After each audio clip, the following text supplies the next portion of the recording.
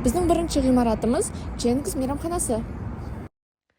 Ресторанның дизайнері Зебра агенттігі және жалпы ауданы 460 метр квадрат. Ғимарат заманауи коммерциялық стильде салынған. Негізгі ерекшелігі геометриялық диагональ сызықтар мен панорамалық әйнектердің көп қолдануы. Бұл форма ғимаратқа динамика мен жеңілдікті береді. Негізгі материал шыны және металл панельдері болып келеді. Үлкен әйнек қабырғаларға табиғи жарық өткізіп, ашық кеңістік әсерін тудырады. Архитектуралық ерекшеліктерін айта кететін болсақ, ғимараттың диагональ панельдері мен панорамалық терезелері заманауи брендке бейне қалыптастырады. Алматыдағы ең биік ғимараттардың бірі Ритц-Карлтон. Бұл ғимаратты америкалық Skidmore, Owings, Merrill компаниясы жобалаған. Стилі заманауи, яғни қазіргі заманға сай биік ғимарат түрі. Сыртқы қабырғасы шыны мен металдан жасалған, сондықтан бөлмелерден қала мен таулардың көрінісі жақсы көрінеді. Негізгі құрылыс материалы темірбетон, ал іші табиғи мәрмәр, ағаш және сапалы маталармен безендірілген. Ғимарат жер сілкінісіне төзімді етіп салынған және Алматыдағы ең әдемі сәнді қонақ үйлердің бірі болып саналады.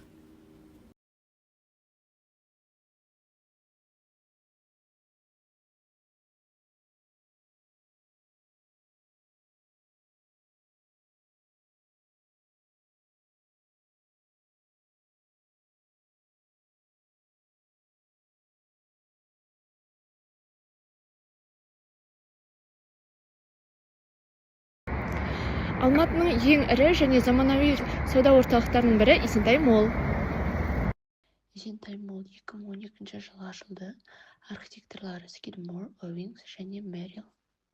Есентай Молл заманауи люкс-класс коммерциялық архитектура стилінде жасалған. Кешеннің композициясы көп функционалды блоктардан құралған, көлденең бағытталған үлкен көлем, ашық витраждар және кең ішкі атриумдар арқылы жылжымалы қозғалыс ұйымдастырылған. Материалдарына келетін болсақ, сыртқы пішіні мөлдірелген әйнек фасадтар, металл жақтаулар, композит панельдер және жоғары сапалы қаптау материалдары қолданылған. Және аумағы мен масштабын айта кететін болсақ, Есентай Молл шамамен 52 мың квадрат метр аумақты қамтиды және кешеннің жалпы көлемі шамамен 368 мың метр квадрат.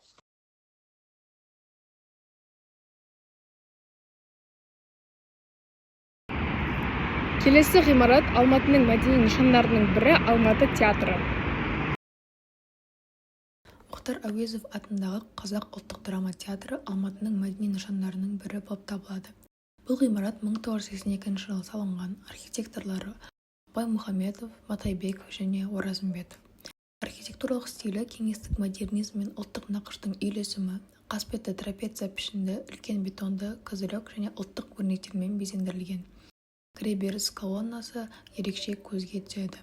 Ғимараттың негізгі материалы бетон, гранит және әйнек. Театр залы 1200 орындық, акустикасы мен сахна жабдықтары кәсіби деңгейде жасалған.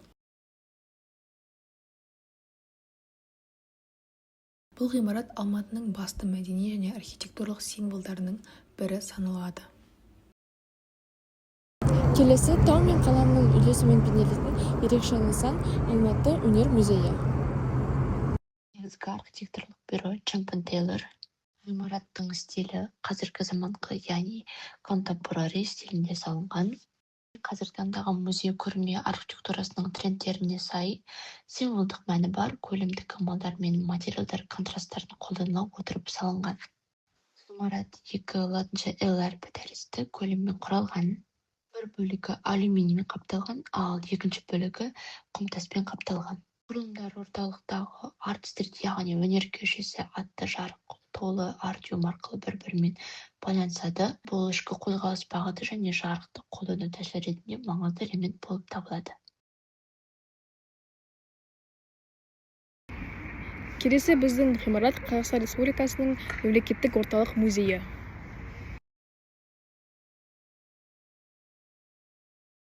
Қазақстан Республикасының орталық мемлекеттік музейі еліміздегі ең ірі мәдени және ғылыми орталықтардың бірі.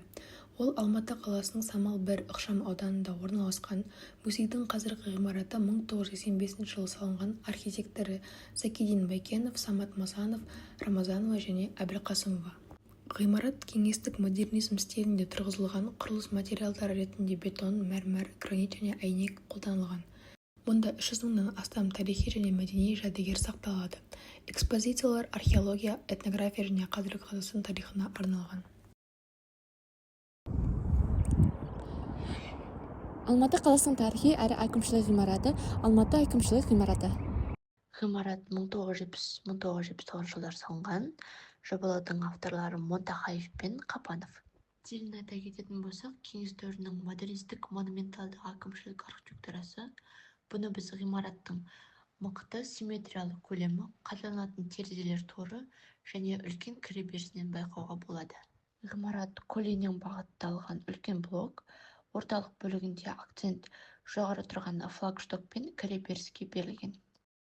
Фасады биік терезе торы, бағаналарға ұқсаған вертикаль элементтер және симметриялы болып келеді. Бұл фасадқа тәртіп пен монументалдылықты береді.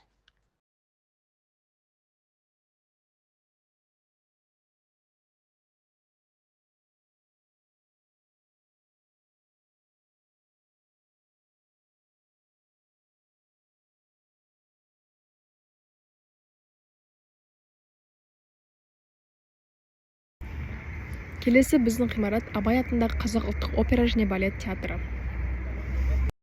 Бұл театр Қазақстандағы ең көне және беделді өнер ордаларының бірі. Театр Алматы қаласында Қабанбай Батыр көшесінде орналасқан. Оның ғимараты 1941 жылы салынған. Сәулетшілері Николай Простаков пен Николай Круглов. Ғимарат сталиндік ампир және неоклассицизм стилінде салынған, ұлттық ою-өрнектермен безендірілген. Құрылыста тас, бетон, мәрмәр және гипс материалдары қолданылған. Алдыңғы жағында биік бағандар мен кең баспалдақтар бар. Төбесі ұлттық өрнектермен әшекейленген. Залдың сыйымдылығы шамамен 789 орын. Театр акустикасы өте жоғары деңгейде жасалған. Сахнасы заманауи талаптарға сай болып келеді.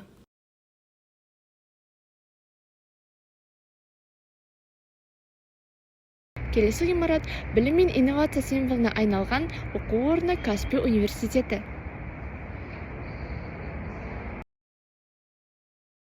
Каспий университеті 1980-1981 жылдары салынған. Ғимараттың сәулетшілері Юрий Радушный, Төле Ералиев және Олег Балақбаев болған. Ғимараттың архитектуралық стилі кеңес дәуіріне тән социалистік модернизм, кей элементтерінде брутализм бағытының белгілері байқалады. Көлемдер, қатаң сызықтар, симметрия мен монументалдық айқын көрінеді. Формасы бойынша ғимарат порталды композициямен ерекшеленеді, яғни кіреберіс бөлігі кең баспалдақ арқылы көтеріліп, терең портика мен биік бағандар арқылы айқын акцент жасалған. Фасадтарында тік және көлденең ритм бар, ал терезелер ұзынша және бір жүйеге келтірілген. Қолданылған материалдар жайлы айта кететін болсақ, бетон панельдер, шыны және сыртқы қаптауда тас немесе плитка элементтері қолданылған. Бұл материалдар ғимаратқа ауырлық пен тұрақтылық әсерін береді.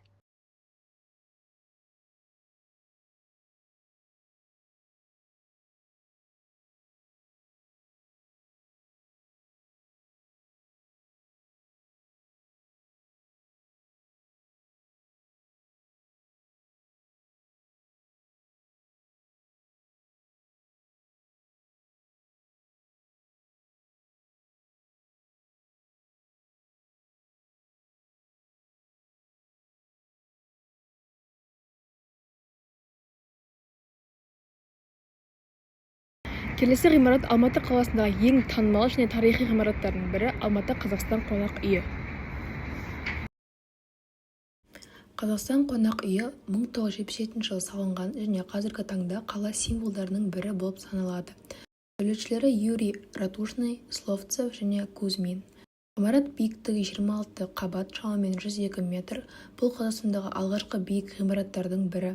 Қонақ үй конструкциясы темір-бетоннан салынған, сыртқы қабырғалары алюминий панельдерімен және айна әйнектермен қапталған. Архитектуралық стилі модернизм және брутализм бағыттарының үйлесімі. Құрылыс кезінде қатаң геометриялық пішіндер мен тік сызықтар қолданылған. Ең ерекшеленетін бөлігі жоғарғы жағының кеңейіп жапырақ тәрізді пішінге ие болуы. Ішкі безендірілуінде мәрмәр, ағаш және шыны материалдары пайдаланылған.